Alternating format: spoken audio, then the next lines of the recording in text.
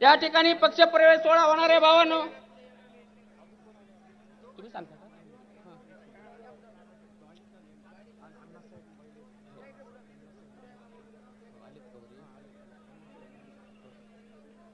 पहिल्यांदा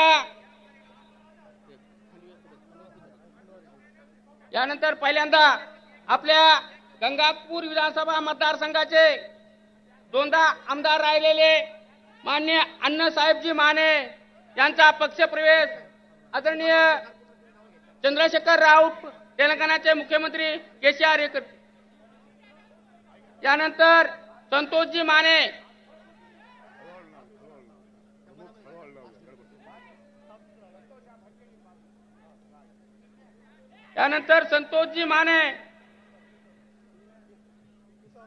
यानंतर अब्दुल कदीर मौलाना, यानंतर अभय पाटील चिकटगावकर, यानंतर दिलीप अण्णा गोरे, यानंतर आप्पासाहेब माने पाटील, फिरोज पाटील, बाळासाहेब सानप, कुलदीप करपे, अमित वांगे,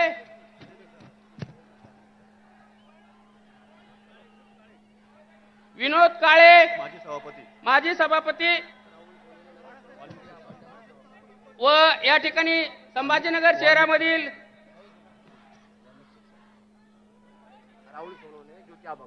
राहुल सोनवणे आणि ज्योती अभंग हे नगरसेवक प्रवेश करतील.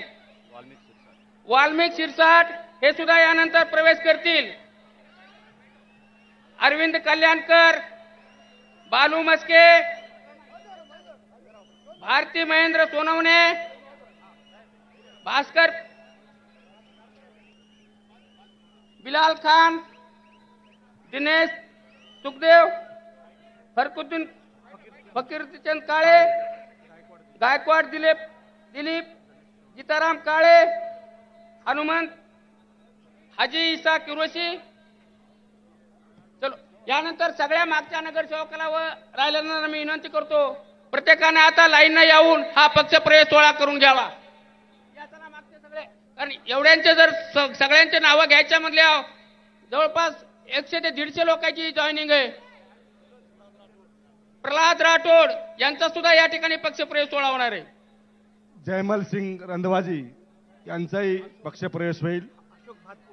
अशोक भातपुडे, सुनील चव्हाण कन्नड व विजय चव्हाण कन्नड व सर्व नगरसेवक महानगरपालिका संभाजीनगर, छत्रपती संभाजीनगर यांचं या ठिकाणी हार्दिक स्वागत करण्यात येत आहे. भावांनो, विठ्ठल घोडके, महादेव शिंदे, सर्व नगरसेवक असतील, सर्वांनी मागून पुढे यावं. संजय सोळंके जालना,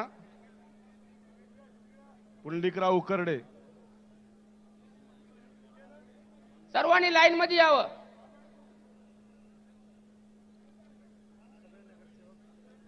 या ठिकाणी सर्व नगरसेवकाचं या भारत राष्ट्र समितीच्या वतीनं सहर्ष स्वागत करण्यात येत आहे. भावांनो,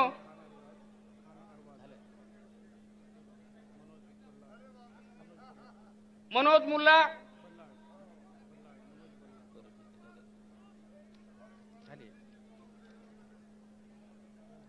नंदू खेरडे अमरावती, नितीन देशमुख यवतमाळ, जगदीश नाना बोंडे अमरावती, जयमल सिंग रंधवाजी, जयाजीराव सूर्यवंशी,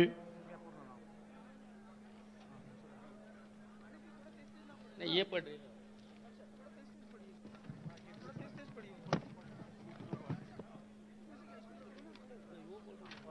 भास्करराव पेरे पाटील, भाऊसाहेब भगवान जाधव, बिलाल खान, चंद्रशेखर चव्हाण नाना, चंद्रशेखर सोळंके, चंद्रशेखर शिंदे, छाया राऊत,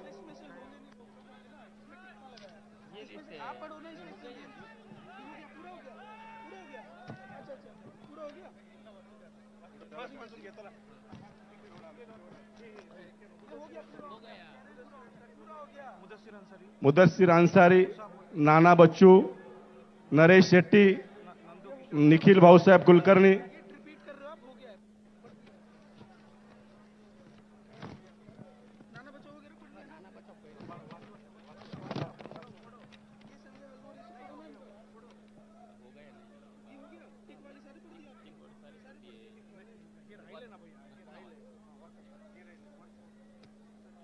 संजय हलनार, संतोष गाडवे, संतोष तुळशीराम कलवने, सय्यद जुबैर अब्दुल कादिर, सय्यद बिलाल, सय्यद फारेश, सय्यद फजिउद्दीन, शहीम पठाण, गणेश खरात. यानंतर पुन्हा हा जो काय पक्षप्रवेश सोहळा आहे, सगळ्यांना विनंती आहे की सर्वांना खाली बसून घ्यावं. भावनो सर्वप्रथम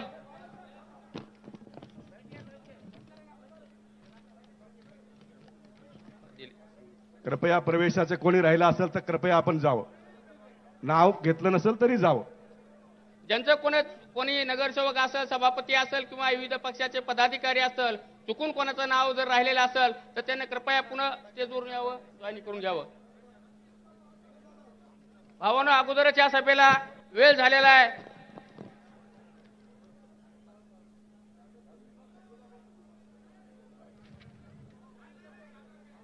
एकदा भावांनो सर्वांना मिळून घोषणा द्या. देश का नेता कैसा हो, केसीआर जैसा हो, आपकी बार किसान सरकार.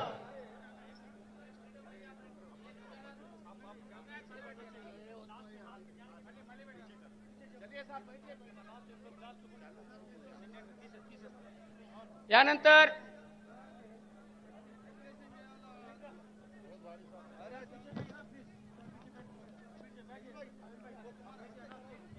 एक घोषणा देऊया सगळेजण. अबकी बार किसान सरकार. अबकी बार अबकी बार अबकी बार.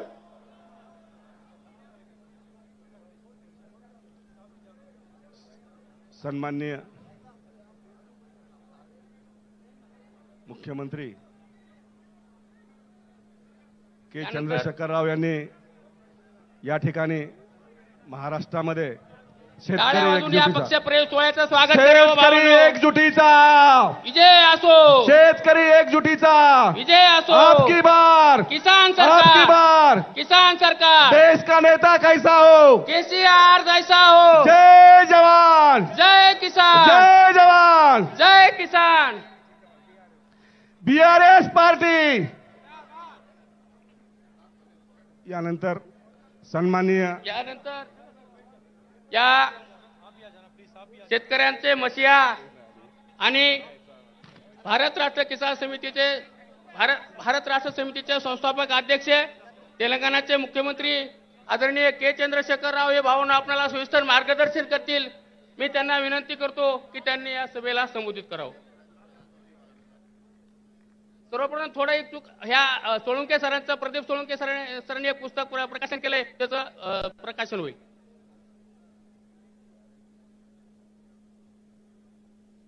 त्यांनी जे तेलंगणाचा दौरा केला आणि तेलंगणामध्ये त्यांनी काय पाहिलं त्या पुस्तकाचा प्रकाशन सोहळा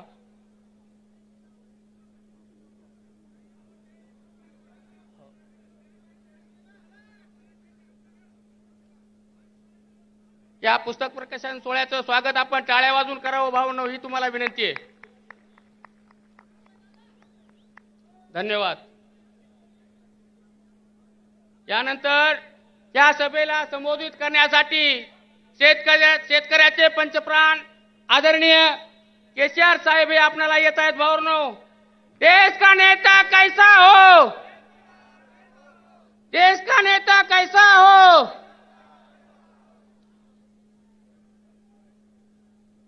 भारत राष्ट्र समितीचा आपकी बार, आपकी बार, आपकी बार.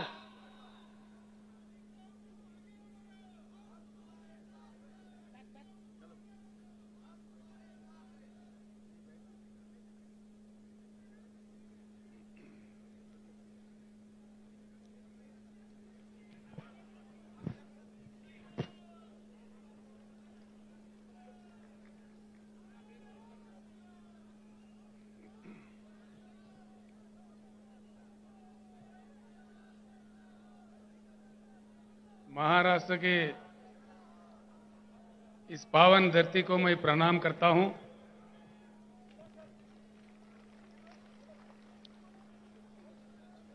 महाराष्ट्र राज्य के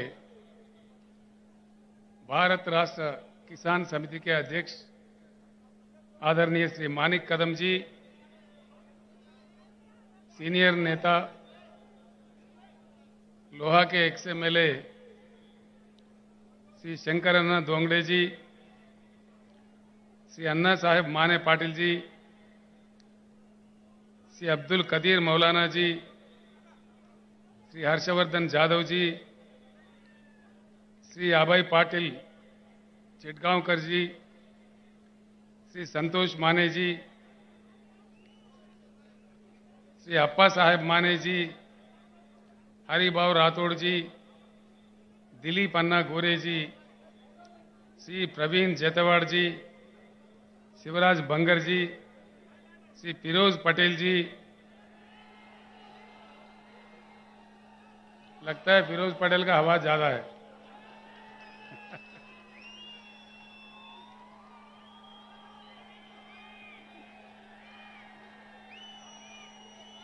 श्री विजय प्रकाश तोम्बारे जी,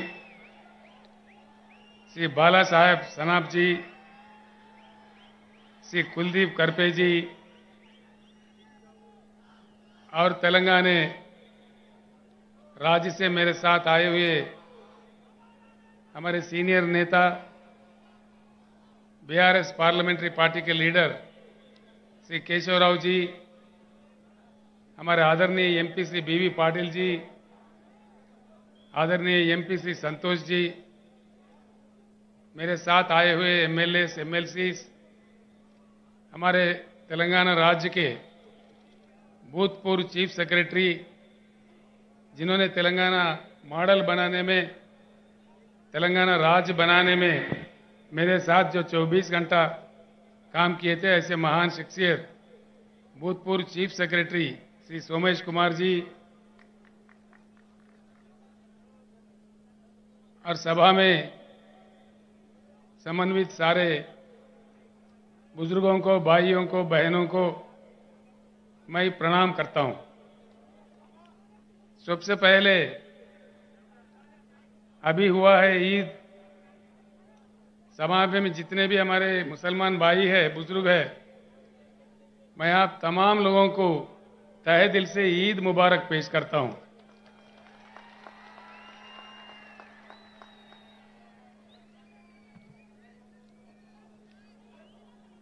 इन दिनों में एक प्रश्न बहुत बड़ा जो देश के दानिशमंद लोग हैं, जो बुद्धिजीवी है, उनके भीतर में और मेरे मन में भी एक बहुत बड़ा प्रश्न उठ रहा है। आज हमारा देश इतना महान ऐतिहासिक परंपरा रखने वाला एक महान देश जो हमारा भारत है, एक प्रश्न, मौलाना जरा गड़बड़ कम करना था, तो ठीक है, थोड़ा गड़बड़ बंद करो जीवन। इतने महान देश का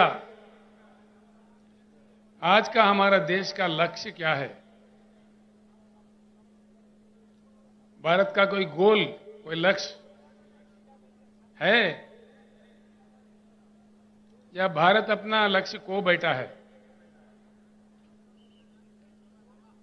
ये प्रश्न मुझे खाए जा रहा है कई दिन से। ये कौन है भाई?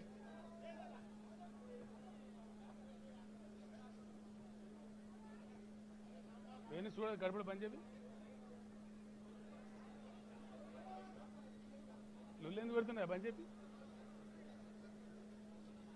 तो एक बात को हमें समझना जरूरी है।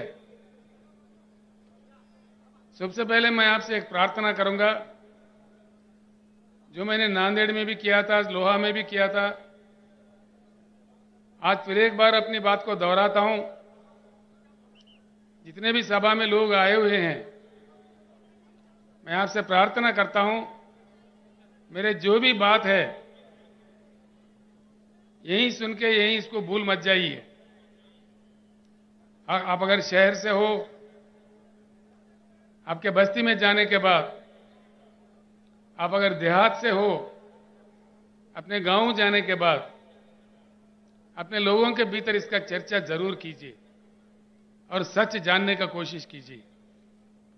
इतना मैं आपसे प्रार्थना करता हूं। आज मैं जो भी कहूंगा, क्या ये अच्छा है बुरा है, देश के लिए, हम सबके लिए, जरूर अपने अपने गांव में या शहर के अपने अपने बस्तियों में अपने साथियों के साथ, अपने घर वालों के साथ, अपने बस्ती वालों के साथ दया करके चर्चा कीजिए, ताकि बात निकल आ जाएगी। सत्य क्या है, हकीकत क्या है, हमें समझ में आ जाएगी। अगर भारत अपना लक्ष्य खो बैठा है, गुमराह होकर भटक रहा है, तो कहां पहुंचेगा देश? इतनी बड़ी जनसंख्या, सारे दुनिया में सबसे बड़ी आबादी,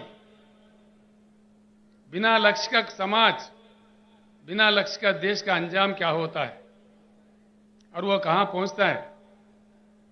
ये किसका पाप है? हो क्या रहा है देश में? कुछ होना है या ऐसे ही पड़े सड़े रहना है? बात, सवाल हमारे सामने ये है। भारत का कोई नया लक्ष्य, कोई नया चेतना, एक नई सवेरे कस्तैफ, एक नई उमंग से आगे बढ़ना है या ऐसे ही पड़े रहना है? सवाल इस बात का है। 75 साल हो गए, देश आजाद हो गए। मैं सुन रहा था आज सुबह से, यहां से हमारे जीवन रेड्डी एमएलए, हमारे वेणुगोपालाचार्य जी, हमारे पाटिल साहब, जितने भी लोग हैदराबाद से आके यहां काम कर रहे थे, वो लोग मुझे मैसेज भेज रहे थे। मुकामी लोगों से भी मेरा बात हुआ।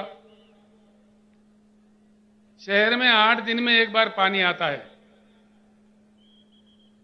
प्रकाश पोहरे जी जो देशोन्नति के मालिक है, मेरे साथी है, अकोला से आए हैं, उनसे भी मैंने मालूम किया तो वो भी कह रहे थे कि अकोला में भी यही हालत है।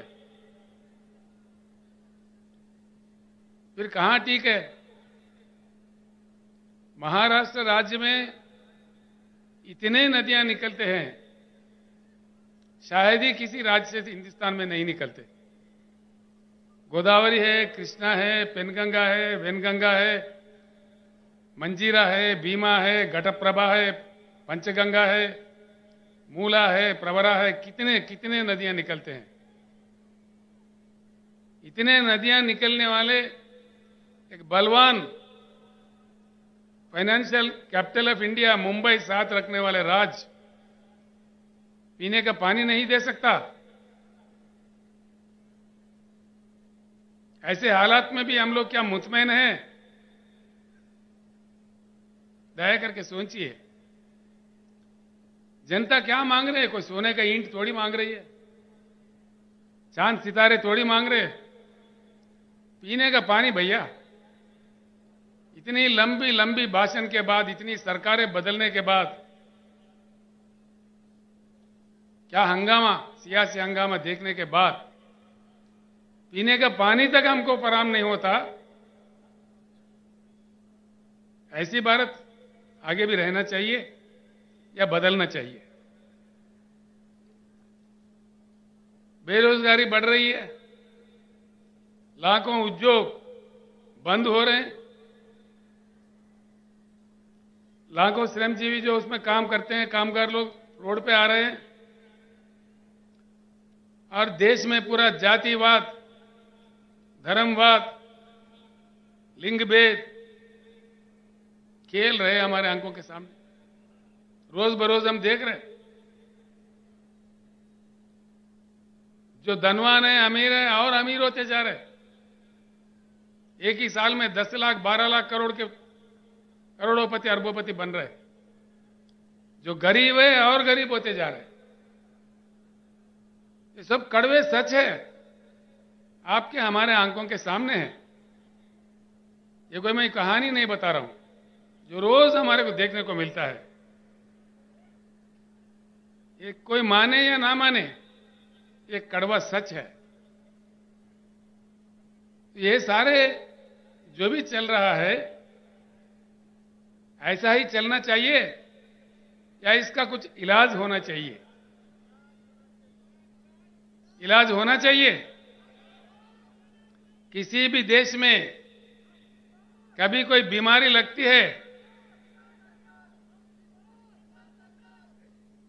कभी कोई बीमारी लगती है, सुधारने वाले डॉक्टर होते हैं उस समाज के, उस देश के दानीश्वर, बुद्धिजीवी, उस देश के, उस समाज के युवा शक्ति, जिनके पास खून, जिनके खून में ताकत होता है, यही डॉक्टर्स होते हैं। नौजवान भाइयों को मैं प्रणाम करके पूछता हूं, हम लोगों को तो उम्र गुजर रहा है, लेकिन ये कल का देश आपका है, भविष्य आपका है। आप ऐसे ही पड़े रहोगे या कुछ उज्जवल रास्ता बनाओगे, फैसला कीजिए। और एक बात पक्का तय करके चलिए, हमारी जो समस्या है, किसी भी दिन ये हमको ही सुलझना पड़ेगा। कोई अमेरिका से नहीं आएगा, कोई रूस से नहीं आएगा, कोई दूसरे देश वाले आके हमको नहीं सुधारेगा। सवाल यह है, कितने जल्दी हम जाग जाए उतना ही हमारा सुधार होगा। जितना हम लेट कर दिए और बड़े अन्याय का सामना हमें करना पड़ेगा। एक ही बात सोचिए, हिंदुस्तान में कई महान किसान नेता पैदा हुए, कई लोग। सर छोटूराम जो आजादी से पहले पंजाब राज्य में काम कर रहे थे, उत्तर प्रदेश में महेंद्र सिंह टिकैत काम कर रहे थे, यहां अपना महाराष्ट्र में शरद जोशी के नेतृत्व में कई लोग, लाखों लोग काम कर रहे थे।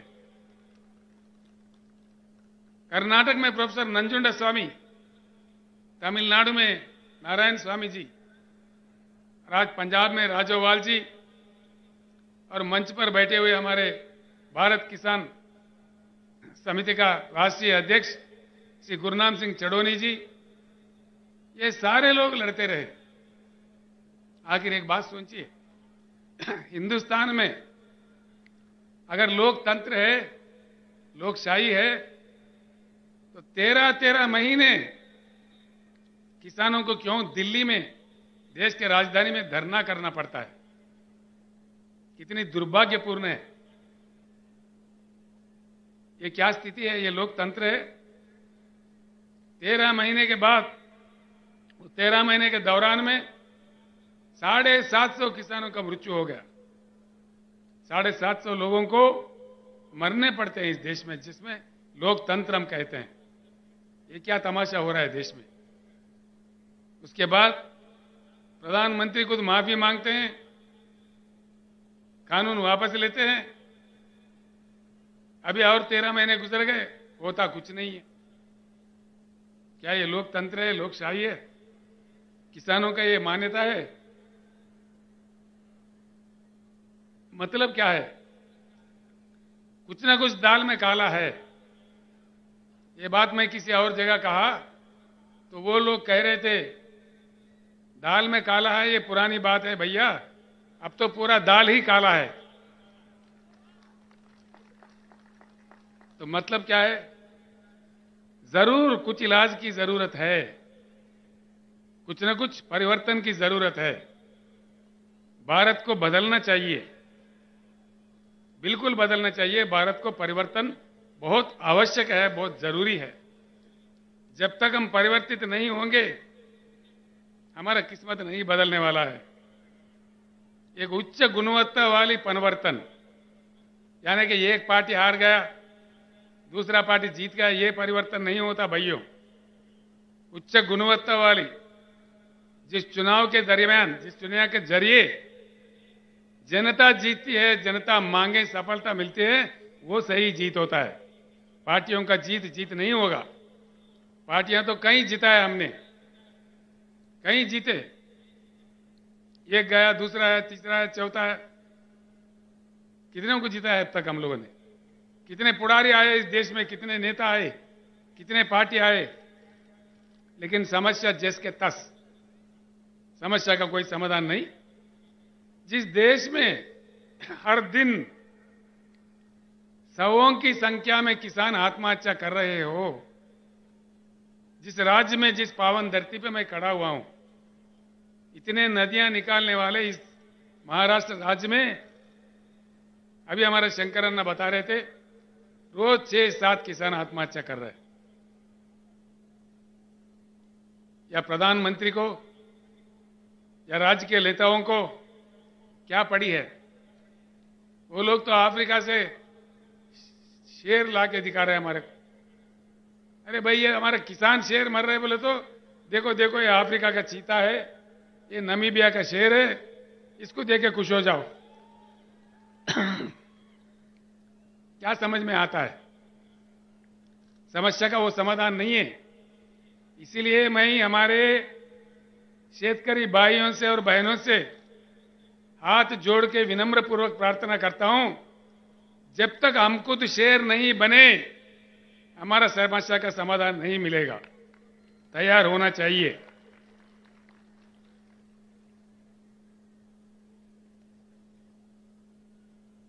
भारत को परिवर्तन होना होगा। बिना परिवर्तन के भारत विकास नहीं होगा भारत में, ये बिल्कुल तय है। क्योंकि लंबा समय गुजर चुका है, कई पार्टियों को मौका दिया जनता ने, लेकिन कुछ बात सही नहीं आया है। हमारे आंखों के सामने हमसे बुरा हालत में रहने वाला चाइना आज दुनिया को कमांड कर रही है। साउथ कोरिया आगे बढ़ गई है। बम का मार खाने के बाद फिर उठ खड़ा है। जापान देश हमारे आंखों के सामने है। जैसा मोहम्मद महातीर के नेतृत्व में मलेशिया में परिवर्तन हुआ, और सिंगापुर में जहां कुछ भी नहीं है, वो लोगों का हालत भी हमसे बेहतर है। ये सारे चीज हमारे आंखों के सामने हुई है। 75 साल में जो हो रहा है, इससे उठकर आउट ऑफ बॉक्स जाकर एक नया ढंग से, नया रंग से, एक नया जंग करके हम भारत को बदल सकते हैं। इसी पुराने तरीके से हम लोग नहीं बदल सकते।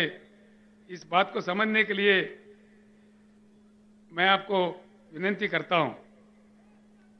इसीलिए मैं ये एक बात आपको बताना चाहूंगा, इस परिवर्तन भारत में जो आना है, बिना परिवर्तन के भारत आगे नहीं बढ़ सकता। इसीलिए पैदा हुआ है बीआरएस पार्टी। बीआरएस एक चुनाव के लिए, एक दिन के लिए, कोई एक वर्ग के लिए, एक धर्म के लिए, एक जाति के लिए नहीं पैदा हुआ।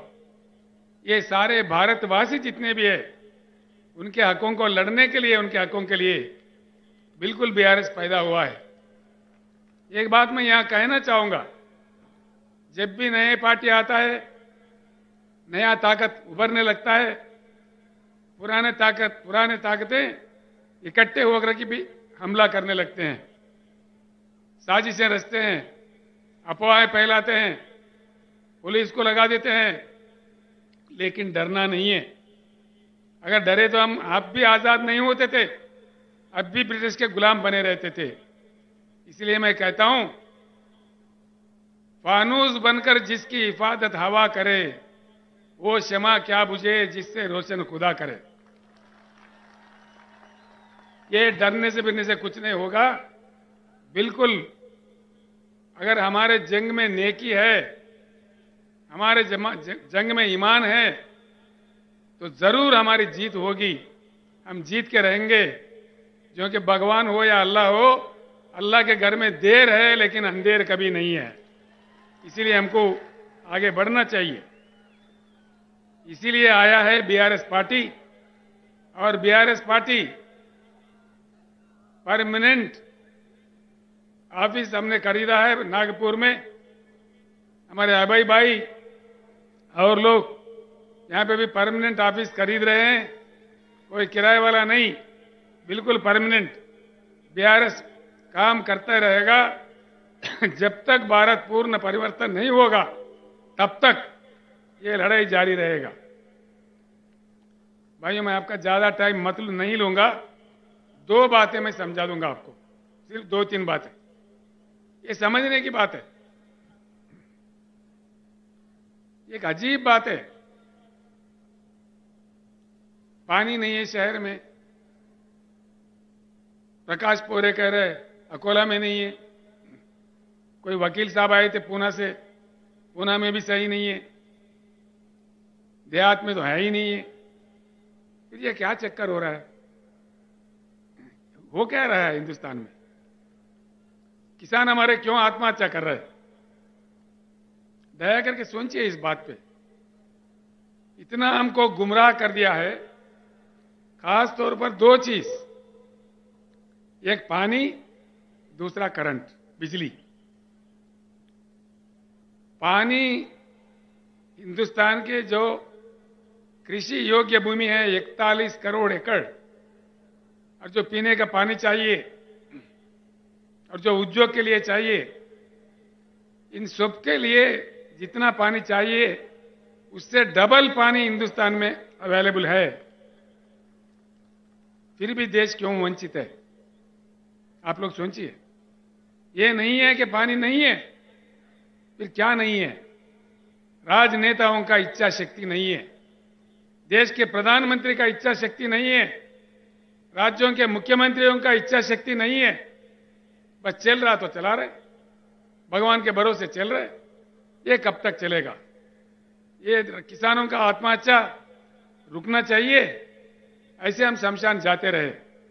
बस इसमें खास तौर पर पहले से लेके अब तक, एक नेहरू साहब के जमाने में कुछ मनसूबा बनते थे, कुछ प्लानिंग होता था, उसके बाद में केंद्र सरकार जो भी पार्टी का बने, जो भी बने, उनके नालायकपन से आज देश सफर कर रहा है, इसमें कोई शक नहीं है।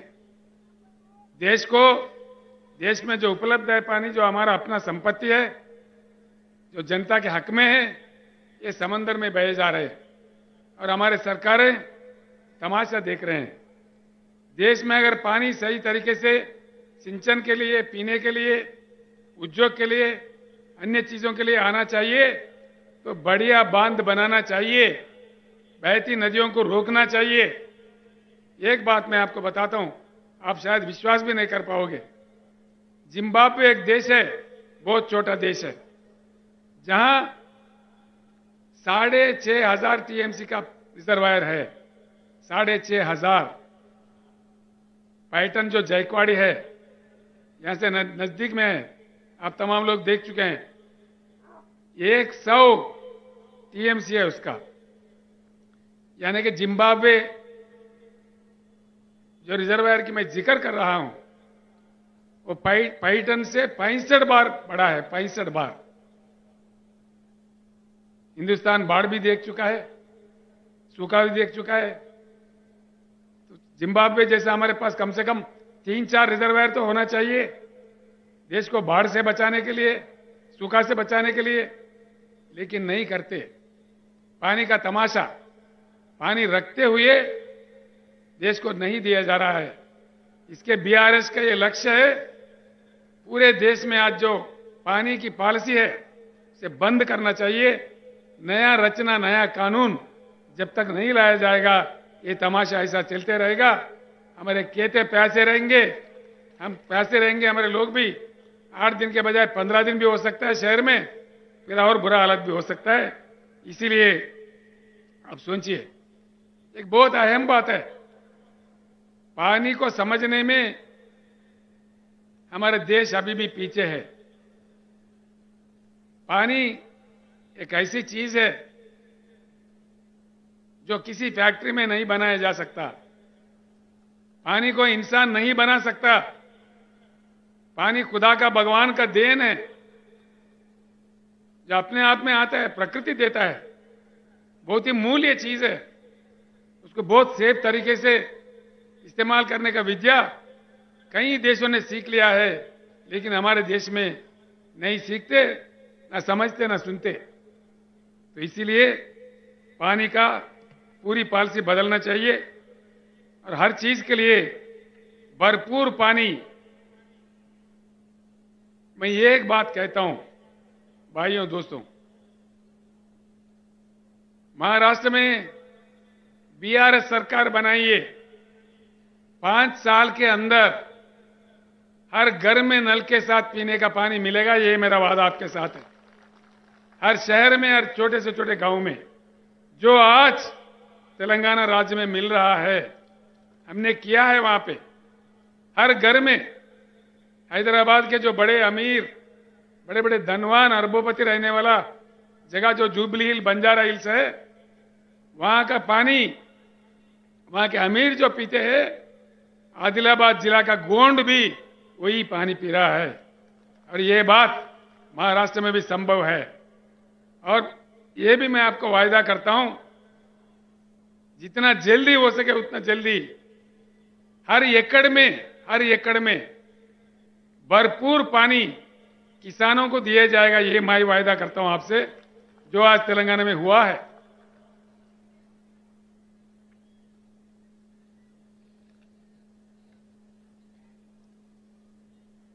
मैं इसीलिए कहता हूं, हमारे पानी समंदर में ना बहते हुए हमारे खेतों पे आ जाए, हमारे खेतों का प्यास बुझाए और हमारे पीने के लिए भरपूर पानी हमें मिले, हमारे अन्य चीजों के लिए मिले, ये करना बहुत जरूरी है।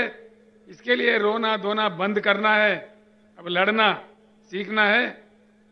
सारे शेतकरी इकट्ठा होना है, अन्य भाई भी इकट्ठा होना है। इसका कोई दूसरा नहीं कर सकता, इसका फैसला हमको खुद करना पड़ेगा। कोई दूसरा देश वाला भी इसमें हमारा मदद नहीं करेगा। दूसरी चीज है बिजली।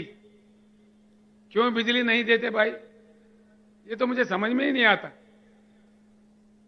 8 साल पहले तेलंगाना बनने से पहले वहां का हालत भी महाराष्ट्र से भी बहुत बुरा था, बहुत ही बुरा था। दिन में 3 घंटा आता था करंट, किसी दिन तो आता ही नहीं था। आज तेलंगाना में हर किसी को, किसान समेत हर किसी को 24 घंटा उच्च गुणवत्ता वाला पावर मिलता है। किसान को तो फ्री मिलता है, 24 घंटा मिलता है। फिर क्या तमाशा हुआ? जब तेलंगाना 24 घंटा दे सकता है तो महाराष्ट्र में क्यों नहीं? तेलंगाना बहुत छोटा राज्य है, महाराष्ट्र से कमजोर राज्य है। फिर क्या हो रहा है? ये क्या तमाशा है? करंट बनाने के लिए जो कोयला चाहिए होता है, हमारे देश में 361 बिलियन टन का कोयला है, जो पूरे हिंदुस्तान को 150 साल तक 24 घंटा करंट देने के लिए सफिशिएंट है। 150 साल तक। ये आंकड़े मेरे नहीं है, ये कहानी मेरा नहीं है। इसको कोई गलत साबित करा, मैं 1 ही मिनट में मेरे चीफ मिनिस्टर पोस्ट को इस्तीफा भी दे दूंगा। ये मेरा सवाल है। यह है, इसका उपलब्धि है। भाई पानी है भरपूर, नहीं देते। कोयला है, उससे 24 घंटा करंट दे सकते, क्यों नहीं देते भाई? क्या मजाक बना दिया? बिजली के बिल बढ़ाओ, प्राइवेट दे दो, किसका बाप का जागीर है, प्राइवेट दे दो, जो मर्जी दे दो। कैसे दे रहे? अनेक दशकों से हमारे करंट के कर्मचारी, जनता, हमारे लोग अपनी जमीन देके, पैसे देके, खून पसीना बहा के जो करंट घर बनाए, जो पावर जनरेटिंग हाउसेस बनाए, उसको मुफ्त में अपने दोस्तों में बांटना चाह रहे। Power privatisation. मैं ये की बात कहता हूं, भगवान का दया होगा तो अगली सरकार बीआरएस का बनेगा, हर चीज हम वापस लेके रहेंगे। मैं आज इस मंच से कहना चाहूंगा, जो आज प्राइवेटाइजेशन करना चाह रहे, जिनकी नीति प्राइवेटाइजेशन है, तो हमारे नीति प्राइवेटाइजेशन नहीं है, नेशनलाइजेशन है। हम हर चीज को वापस लेके रहेंगे, मैं आपको वायदा करता हूं। तेलंगाना राज्य, उसका जो मॉडल है, क्यों अमल नहीं हो सकता हमारे राज्य में, महाराष्ट्र में? तेलंगाना राज्य में हमने काफी कुछ सुधार किया है। तलाटी तलाटी को हमने बर्खास्त कर दिया। कोई तलाटी व्यवस्था नहीं है। अब मोदी साहब कहते दिल्ली से डिजिटल इंडिया बनाओ। कहां गया भाई डिजिटल इंडिया? कहां गया? तो किसानों का रिकॉर्ड भूमि, वो जो भूमि है उसका रिकॉर्ड क्यों नहीं डिजिटलाइज कर रहे? हमने किया है तेलंगाना में।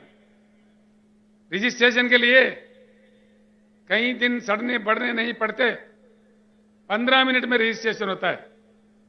उसी समय पट्टा भी हो जाता है, फिर बार बार ना फिरना नहीं पड़ता है। ये काम महाराष्ट्र में क्यों नहीं होता भाई? तलाटी कितने पावरफुल है आपके, चीफ मिनिस्टर से भी पावरफुल है।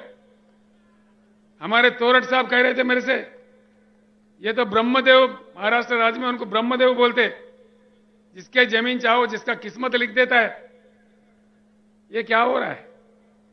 हम तानाशाही में हैं या लोकशाही में हैं? ये क्या? हम इसीलिए तेलंगाना असेंबली में कानून पास करके तलाटी व्यवस्था को ही बर्खास्त कर दिया है, सारे डिजिटलाइज कर दिया है। इसीलिए किसानों के लिए जो सालाना एकड़ को 10,000 रुपए हम बेचते हैं, हम कोई ऑफिसर के जरिए नहीं बेचते। किसान को उस पैसे लेने के लिए कोई दफ्तर जाना नहीं पड़ता। हैदराबाद में हम डाल देते हैं तो सीधा उनके बैंक अकाउंट में जाता है। बीच में कोई दलाल मट्टी कुछ नहीं है, 1 रुपए का भी रिश्वत नहीं देना पड़ता। और किसानों के लिए जो बीमा का सुविधा हमने किया है, किसान के मृत्यु होने पर 5 लाख देने का, वो भी कोई दफ्तर नहीं जाने पड़ते। उसके 8 दिन के अंदर उनके घर, वो किसान जिनका मृत्यु हुआ, वो जिसका भी नॉमिनेट किया, 8 दिन के अंदर 5 लाख उनके घर पहुंच जाता है। किसानों का जब दान हम खरीदते हैं, हर एक दाना 7,100 केंद्र खोल के तेलंगाना में हम खरीदते हैं। अभी खरीद रहे, अभी धान की फसल आ रही है, बड़ी तादाद में आ रही है। हम 7,000 केंद्र खोले हैं, अभी कारोबार चालू है। कोई भी आकर देख सकता है तेलंगाना को, यहां से कोई इतना दूर भी नहीं है।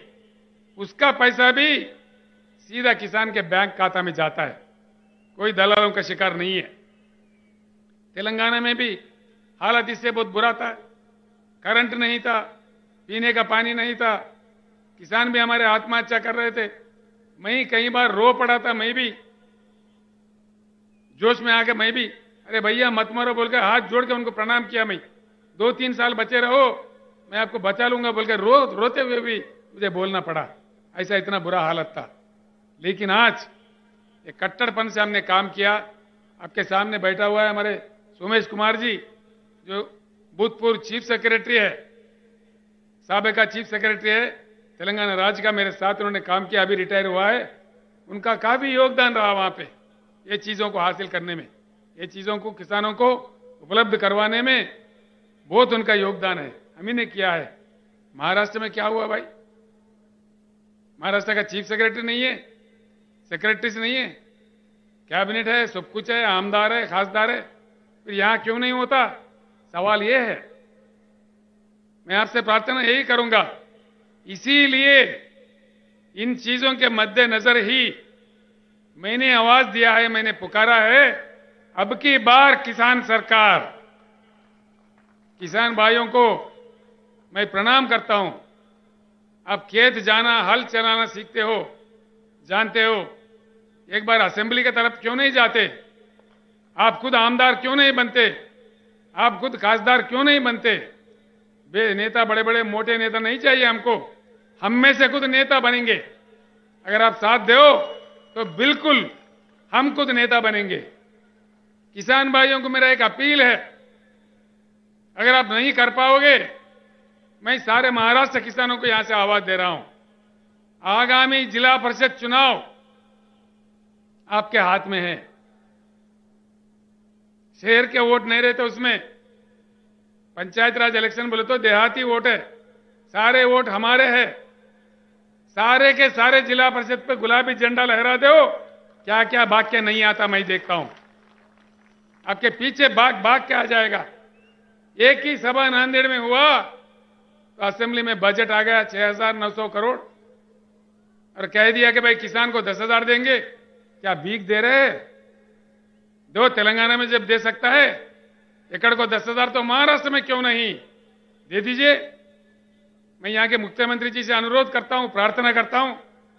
यहाँ के उप मुख्यमंत्री देवेंद्र फडणवीस जी है, वो मुझे कह रहे थे, चंद्रशेखर जी आपका यहाँ क्या काम है, आप तेलंगाना संभालो। मैं बोला मैंने तेलंगाना संभाल लिया, देखते हैं।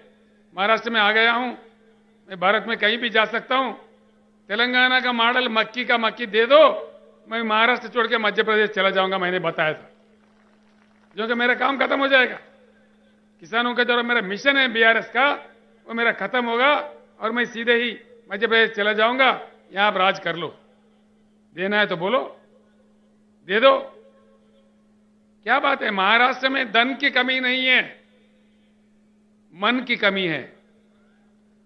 धन बहुत कुछ है, तेलंगाना से ज्यादा धन है, अगर चाहे तो दे सकते हैं, क्यों नहीं देते।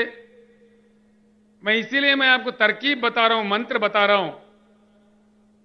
सीधी उंगली से नहीं आता घी, तो टेढ़ा उंगली से निकालना चाहिए और समझदारी से हमको काम लेना चाहिए। क्योंकि जो भी बात है हमको गुमराह करते, डिजिटल इंडिया बोलते, मेक इन इंडिया बोले। यहां इस शहर में कितने चाइना बाजार है भैया? 100 के ऊपर है मेरे ख्याल से। गली गली में एक चाइना बाजार है। मेक इन इंडिया में सच्चाई है तो भारत बाजार रहना चाहिए ना, चाइना बाजार क्यों आ रहा है? किधर गया मेरा भारत बाजार? सब जोक करते हैं लोगों से, मजाक करते हैं, अपने मजाक उड़ाते हैं। Make in India joking India हो गया, डिजिटल इंडिया का एक मजाक हो गया। तो देख लीजिए, सोचिए मैं जो कह रहा हूं, पूरा तेलंगाना मॉडल यहां हासिल करना है। जिला परिषद चुनाव में आप एकदम गुलाबी झंडा लहरा दीजिए, सारे भाग भाग के आ जाएंगे, दिल्ली से मुंबई से सब भागने लगेंगे गांव में। ये आप कीजिए। दूसरा भी एक बात है जो मैं आपके सामने रखता हूं। दलित भाई है हमारे, आदिवासी भाई है, किसान भाइयों की समस्या है। दलित भाई कब तक रहे ऐसे गरीब बने रहे? क्या उनकी किस्मत में यही है? हजारों साल से उनको हम सताए। आज देश का फर्ज बनता है उनके पीछे खड़े रह के उनके भी विकास के लिए काम करना, हर व्यक्ति का, हर भारतीय का फर्ज बनता है।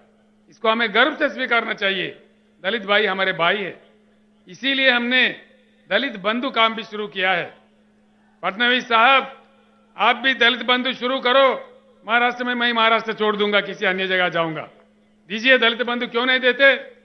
जिस राज्य में अंबेडकर साहब का जन्म हुआ, पूरे देश के लिए, दुनिया के लिए उन्होंने काम किया।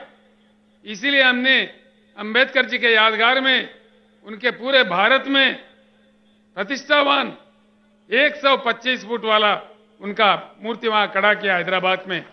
और अब हैदराबाद, तेलंगाना का जो मंत्रालय है, उसका नाम भी डॉक्टर BR अंबेडकर मंत्रालय रख दिया हमने। ये काम हमने किया है, ये काम होना चाहिए। मैंने प्रधानमंत्री जी से अनुरोध किया, प्रधानमंत्री जी, आपने जो नया पार्लियामेंट बिल्डिंग बनाया दिल्ली में, अगर आपको प्यार है, मोहब्बत है, तो उस बिल्डिंग को भी अंबेडकर जी का नाम दीजिए, पूरे देश खुश हो जाएगा। ये मैं अनुरोध करता हूं। दूसरा एक बात मैं बताना चाहूंगा,